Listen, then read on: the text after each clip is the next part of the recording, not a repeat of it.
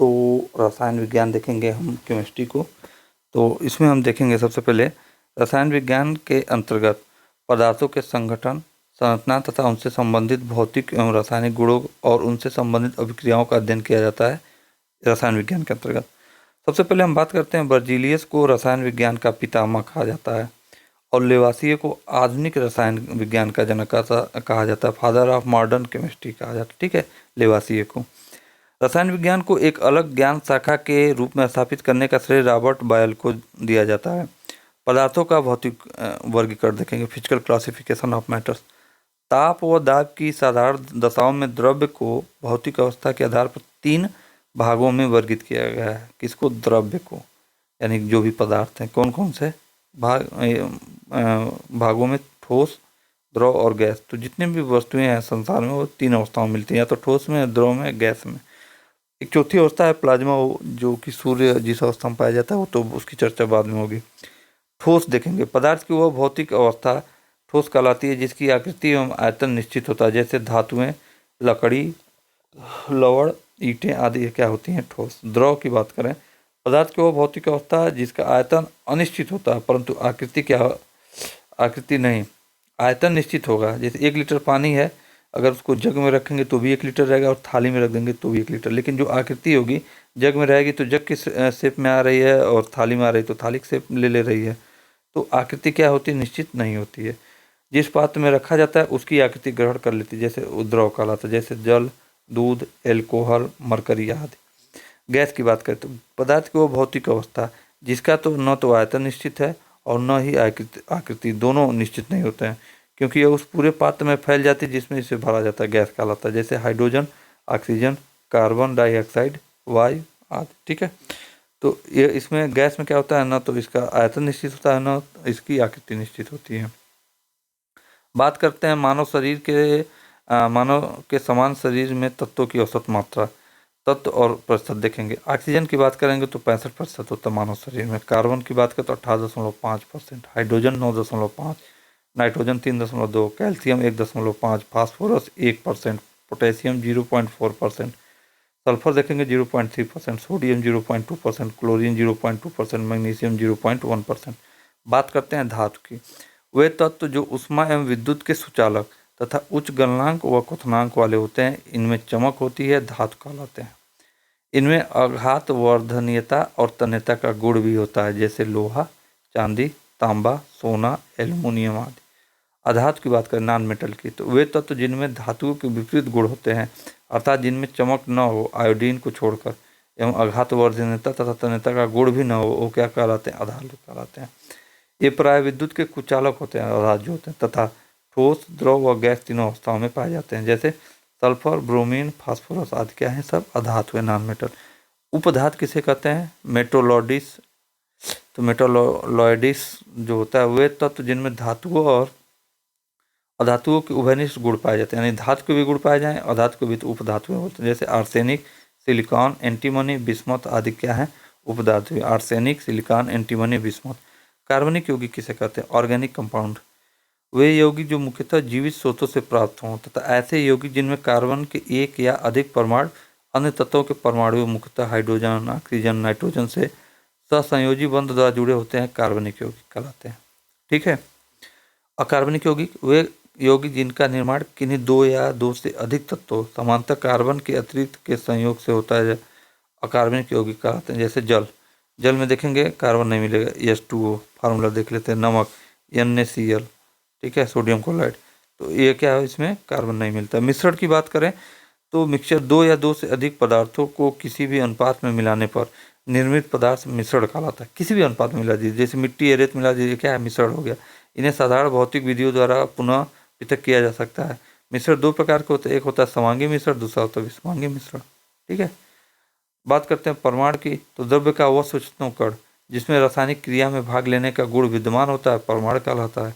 परमाणु भार की बात करें तो किसी तत्व का परमाणु भार वह संख्या है जो यह प्रदर्शित करती है कि उस तत्व का एक परमाणु कार्बन के 12 परमाणु के 12वें भाग के द्रव्यमान अथवा हाइड्रोजन परमाणु के 1.008 भाग के द्रव्यमान से कितने गुना भारी है। द्रव्यमान संख्या की बात करें, मास नंबर, परमाणु के नाभिक में उपस्थित प्रोटॉनों तथा न्यूट्रॉनों की कुल संख्याओं के योग को द्रव्यमान संख्या कहते हैं। यानी number of proton plus number of neutron का जो सम होता है वही द्रव्यमान संख्या होता है। परमाणु क्रमांक की बात करें तो परमाणु नाभिक में कुल प्रोटॉनों की संख्या अथवा उदासीन परमाणु के लिए कुल इलेक्ट्रॉनों की संख्या उसका परमाणु क्रमांक कहलाती है। ठीक है, एटॉमिक नंबर बोलते हैं। प्रमुख लवण एवं रासायनिक नाम तथा उपयोग अब देखेंगे हम। ठीक है, साधारण नमक की बात करें तो ये सोडियम क्लोराइड NaCl है। खाने के प्रयोग में आता है, अचार के परिरक्षण के रूप में तथा मांस और मछली के संरक्षण के रूप में नमक का प्रयोग करते हैं। धावन सोडा सोडियम कार्बोनेट जिसको Na2CO3 होता है, ये क्या होता है, रासायनिक नाम सोडियम कार्बोनेट है। ये धावन सोडा पर सोडियम कार्बोनेट। अब ये काम जो होता है कपड़ा धोने, कांच, कास्टिक सोडा एवं अपमार्जक चूर्ण बनाने के उपयोग में आता है। खाने का सोडा जो बनाने करेंगे तो सोडियम बाइकार्बोनेट इसको बोलते हैं, NaHCO3। ठीक है, NaHCO3 इसका प्रयोग होता है। बेकिंग पाउडर, अग्निशमन तथा पेट की अम्लता को कम करने के लिए खाने का सोडा हम प्रयोग करते हैं। फिटकरी की बात करें तो potassium aluminium sulphate K2SO4 Al2SO4 thrice 24H2O इसका क्या है आपका रासायनिक सूत्र है और इसका प्रयोग होता है जो फिटकरी रंगाई के रूप में, कटे हुए स्थान से रक्त का स्राव रोकने एवं पानी को शुद्ध करने के रूप में फिटकरी का प्रयोग करते हैं। सोरा की बात करें तो पोटेशियम नाइट्रेट KNO3 है, ये तो आप जानते हैं, विस्फोटक के रूप में, बारूद बनाने एवं उर्वरक के रूप में प्रयोग करते हैं। नीला थोथा की बात करें तो कॉपर सल्फेट CuSO4 5H2O कवकनाशी, विद्युत लेपन, रंगाई एवं छपाई के रूप में नीला थोथा का प्रयोग करते हैं। कुछ प्राकृतिक अम्ल देखेंगे तो सेब में कौन सा अम्ल पाया जाता है, मैलिक अम्ल। चींटी का डंक एवं बिच्छू के डंक में कौन सा अम्ल पाया जाता है, मेथोनोइक अम्ल या फार्मिक अम्ल। सिरका में देखेंगे एसिटिक अम्ल पाया जाता है। दही जो खट्टा हो जाता है उसमें कौन सा अम्ल पाया जाता है, लैक्टिक अम्ल। अंगूर एवं इमली में जो अम्ल पाया जाता है टार्टेरिक अम्ल। नारंगी, संतरा और नींबू में पाया जाता है अम्ल वो सिट्रिक अम्ल। अगर पूछ दे गेहूँ में तो ग्लूमेटिक अम्ल। चलिए अब बात करते हैं कार्बन की।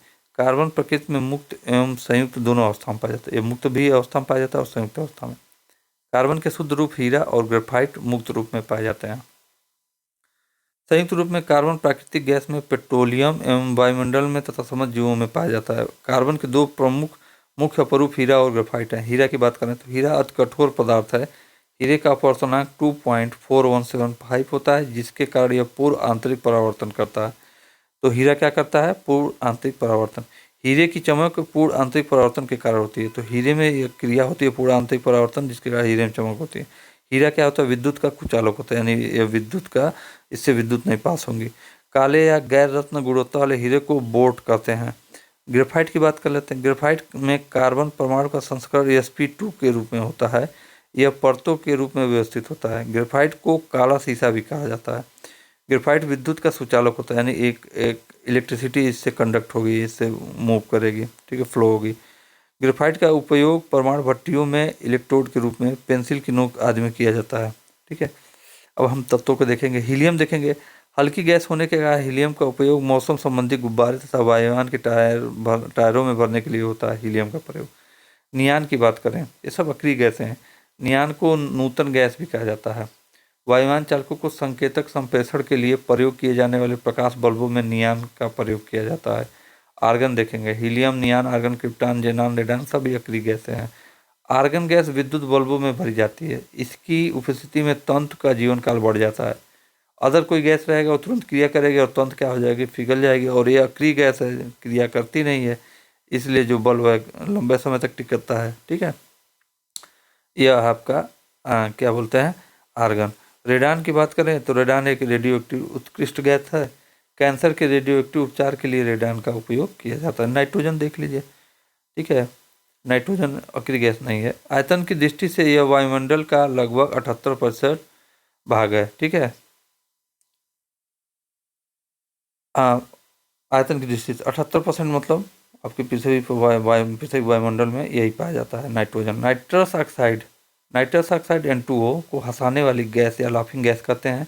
यह एक निश्चेतक के रूप में भी प्रयोग होता है। ठीक है, मतलब शून्य करने वाला समझ लीजिए, या बेहोश करने वाली दवा का। क्लोरोफॉर्म का प्रयोग भी निश्चेतक के रूप में होता है।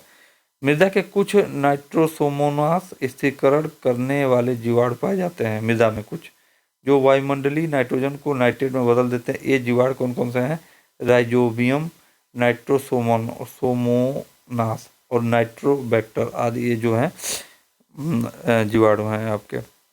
सल्फर की बात करें तो पेट्रोलियम शोधन संयंत्रों तथा वाहनों में प्रदूषण के रूप में सल्फर डाइऑक्साइड SO2 गैस निकलती है। ठीक है। नोट, अब देखिएगा ताजमहल का जो क्षरण हो रहा है मथुरा तेल शोधकर कारखानों से निकलने वाली सल्फर डाइऑक्साइड के कारण हो रहा है। ठीक है। तो ये ताजमहल का क्या हो रहा है, क्षरण हो रहा है, ताजमहल का जो रंग है वो पीला पड़ रहा है। चांदी की बात करें तो चांदी धातुओं में सर्वाधिक विद्युत तथा उष्मा की चालक धातु है। तो चांदी जो है धातुओं में, चांदी एक प्रकार धातु है, यानी धातुओं में सर्वाधिक विद्युत तथा उष्मा की चालक धातु है। तो सबसे अधिक उष्मा की और विद्युत की चालक कौन सी धातु है, वह है आपकी चांदी।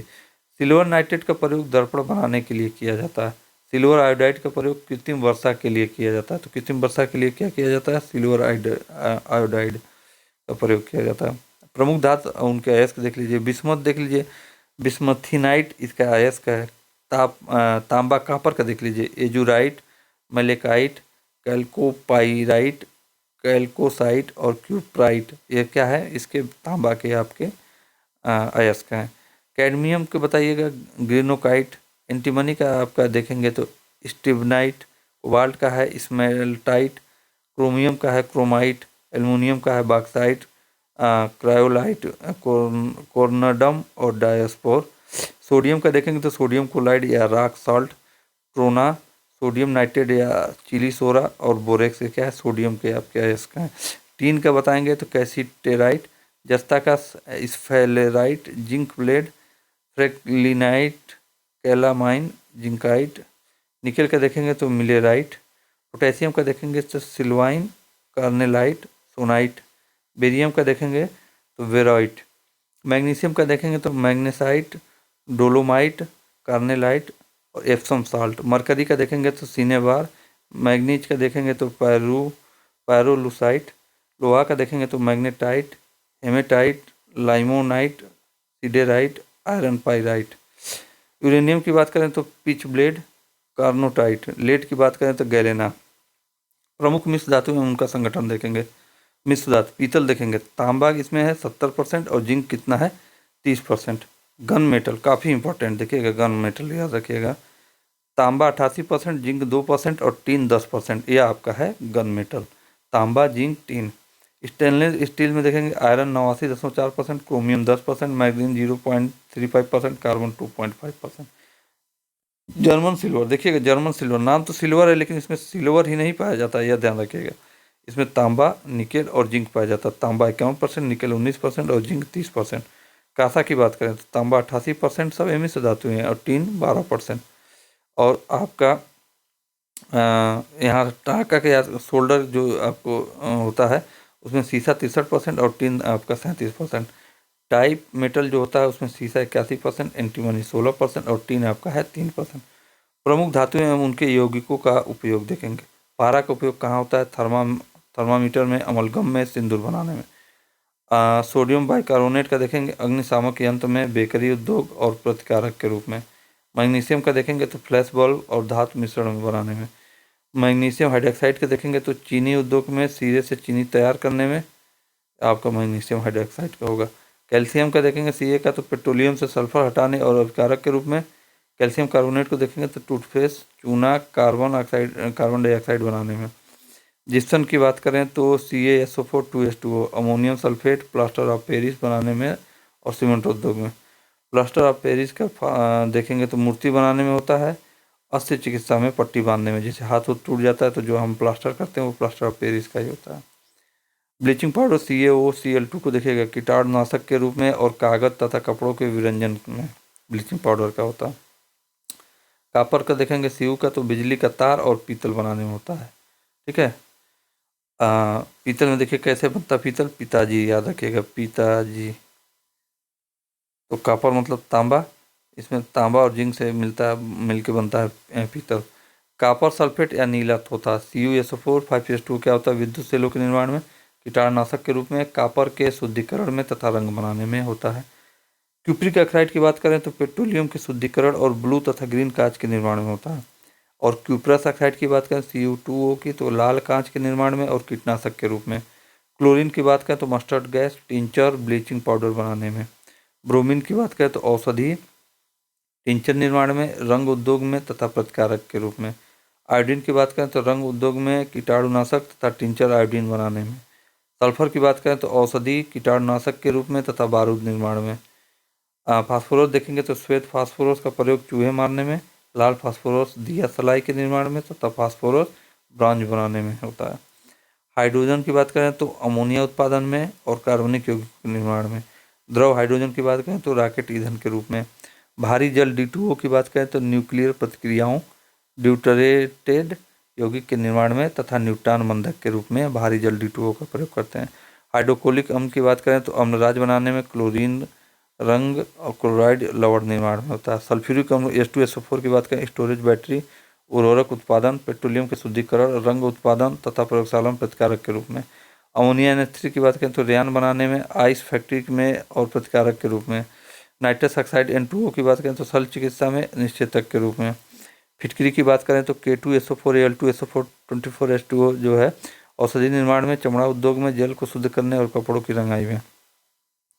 जिंक की बात करें तो बैटरी बनाने, अब देखिएगा फिटकरी का रक्त का थक्का जमाने में भी काम आता है। जब कट फिट जाता है वहाँ आपको ब्लड रोकने के लिए भी लगाया जाता है फिटकरी। बैटरी बनाने और हाइड्रोजन बनाने में जिंक का प्रयोग होता है। जिंक ऑक्साइड की बात करें तो मलहम बनाने तथा पोरोसेलिन में चमक लाने में। फेरस ऑक्साइड की बात करें तो फेरस लवड़ों के निर्माण और हरा कांच बनाने में। फेरिक ऑक्साइड की बात करें तो फेरिक लवड़ों के निर्माण में तथा जेवरात पॉलिश करने में।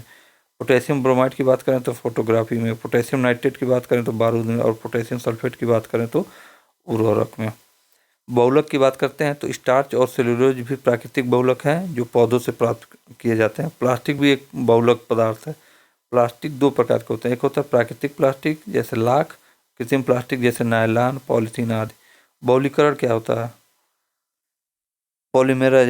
पॉलीमेराइजेशन जो होता है वो देखिए क्या होता है, एक ही यौगिक के अनेक अणु जो परस्पर संयोग करके एक बड़े अणु की संरचना ग्रहण कर लेते हैं तो इसे बहुलीकरण कहते हैं। पॉलीथीन या पॉलीएथिलीन एथिलीन C2H4 के उच्च ताप पर बहुलीकरण की क्रिया द्वारा प्राप्त होता है। तो पॉलीथीन कैसे प्राप्त होता है? जिसको पॉलीएथिलीन भी कहते हैं, एथिलीन यानी C2H4 के उच्च ताप पर जब बहुलीकरण करेंगे तो आपको पॉलीथीन का निर्माण होता है। रसायन विज्ञान में देखेंगे विशेष तथ्य। हाइड्रोजन क्या है? सबसे हल्का तत्व है। ऑस्मियम एवं इरिडियम सर्वाधिक भारी तत्व है। ऑक्सीजन जो है भूपरत में सर्वाधिक पाया जाने वाला तत्व। तो भूपरत में सबसे अधिक पाया जाने वाला तत्व कौन सा है? ऑक्सीजन। उसके बाद रासायनिक पदार्थों के व्यावसायिक नाम और रासायनिक सूत्र नाम एवं उसके सूत्र देखें। शुष्क बर्फ जो ड्राई आइस बोलते हैं, यह होता है ठोस कार्बन डाइऑक्साइड, जिसको शुष्क बर्फ बोलते हैं। इसका जो सूत्र होता है CO2 ठोस। मार्स गैस या गोबर गैस की बात करें तो यह इसमें मीथेन का दिखता होता है, इसलिए इसका जो सूत्र होता है वह CH4 होता है। मूर्खों का सोना जिसके फुल्स गोल्ड कहते हैं, यह होता है आयरन पाइराइट, ठीक है, और इसका फार्मूला होता है FeS। रेड लेड की बात करें तो tri plumbic tetra oxide, formula Pb3O4 होता है। चूने का पानी या बुझा हुआ चूना जिसको बोलते हैं कैल्शियम हाइड्रोक्साइड CaOH ट्वाइस। चूना बिना बुझा हुआ, एक बुझा हुआ चूना यानी चूने का पानी कैल्शियम हाइड्रोक्साइड, और जो बिना बुझा हुआ चूना वो कैल्शियम ऑक्साइड होता है CaO। जिप्सम की बात करें तो कैल्शियम सल्फेट, फार्मूला देखेंगे CaSO4 2H2O। चूने का पत्थर देखेंगे या लाइम स्टोन या चाक जिसको बोलते हैं वो होता है कैल्शियम कार्बोनेट। कैल्शियम कार्बोनेट ही चाक होता है या चूने का पत्थर होता है CaCO3, ठीक है। और हरा कशिश की बात करेंगे फेरस सल्फेट या FeSO4 7H2O।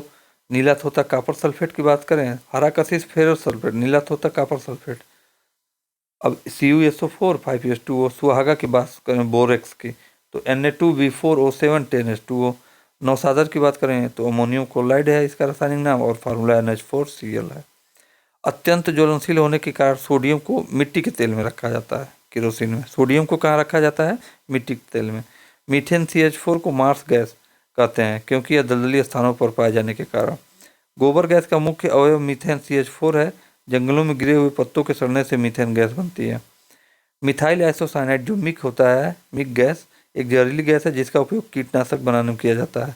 अब इसमें देखिएगा इंपॉर्टेंट नोट देखिएगा, वर्ष 1984 में भोपाल गैस दुर्घटना हुई जिसमें यूनियन कार्बाइड फैक्ट्री भोपाल से इसी गैस का रिसाव हुआ जिसके कारण हजारों लोग मारे गए थे। मिक का मिसाइल आइसोसाइनाइड। जिसको वो भोपाल गैस त्रासदी के नाम से जानते हैं। अतिघातक विस्फोटक डायनामाइट रासायनिक रूप से नाइट्रोग्लिसरीन है। इसका आविष्कार अल्फ्रेड नोबेल ने, जिनके नाम पर नोबेल पुरस्कार है, ने किया था। कौन सा? नाइट्रोग्लिसरीन। रासायनिक पदार्थ और उनके प्राकृतिक स्रोत देखेंगे। रासायनिक पदार्थ केसीन प्रोटीन। तो केसीन प्रोटीन कहाँ से मिलता है? दूध और पनीर से। प्राकृतिक स्रोत निकोटीन की बात करें तो निकोटीन आपको मिलेगा तंबाकू से। उसके बाद कैफीन की बात करें तो यह मिलता है चाय से, कॉफ़ी से, कोको से और चॉकलेट से आपका कैफीन मिलता है। फार्मिक अम्ल की बात करें तो चींटी से और बिच्छू के डंक के विष से आपको मिलता है फार्मिक अम्ल। कार्बन काल निर्धारण या कार्बन डेटिंग, जिसको इंग्लिश में बोलते हैं, जीवाश्मों, चट्टानों आदि की आयु का पता लगाने की एक विधि है कि चट्टान कितनी पुरानी है या कोई जीवाश्म है वो कितनी पुरानी है। रात के समय जुगनू से निकलने वाला प्रकाश लूसीफेरिन नामक रसायन के ऑक्सीकरण के फलस्वरूप होता है। ओजोन गैस चांदी की चमक को काला कर देता है। ठीक है, तो आपका रसायन विज्ञान खत्म होता है।